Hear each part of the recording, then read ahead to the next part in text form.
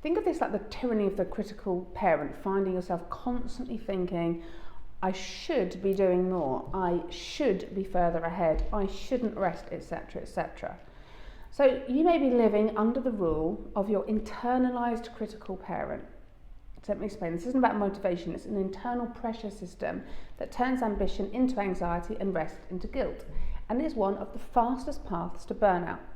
Transactional analysis, a well-established psychological model, explains this dynamic through ego states. So we have the parent. The parent carries the message that we absorb from authority figures. It could be good or bad, right? The adult thinks logically in the present moment. The inner child holds our emotional reactions and early coping strategies. The critical parent is the harsh, demanding part of the parent state. It echoes old messages you grew up with: rules, warnings, perfectionism, shamings, or conditional approval. And because these beliefs formed when you were young, they operate subconsciously. So when the voice says, you should be better, it triggers your adapted child, the inner kid, the wounded inner kid, the part that responds with guilt, people-pleasing, or pushing yourself way past your limits.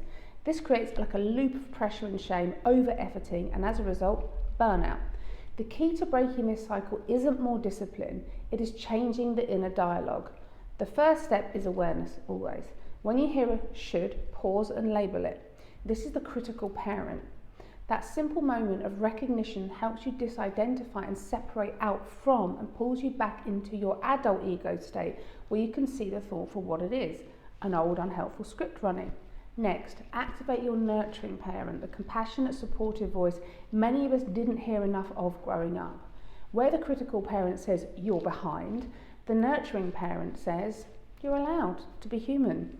You're allowed to rest and take time out. And your adult can add, let's look at the facts. What message would make me feel better right now, which would encourage me into action? By combining compassion with clarity, you not only begin to reparent yourself, but you create a calmer, happier inner world, one that naturally boosts productivity in every area of your life. So instead of responding to fear-driven demands, you guide yourself with support, understanding, and emotional safety. And when your well-being is no longer under attack, your motivation becomes sustainable rather than exhausting. You don't have to live under the tyranny of should. When you actively reparent yourself, the critical parent loses its power, and you create an internal environment where even the smallest wins feel satisfying, not just another list of expectations to meet.